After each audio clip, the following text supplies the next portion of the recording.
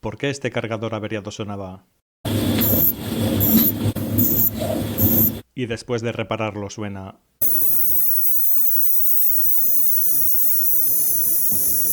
Porque es una fuente conmutada y la regulación la hace variando el ancho de pulso a la entrada del transformador. Como no encuentra la tensión a la salida, el controlador está continuamente reiniciando la búsqueda.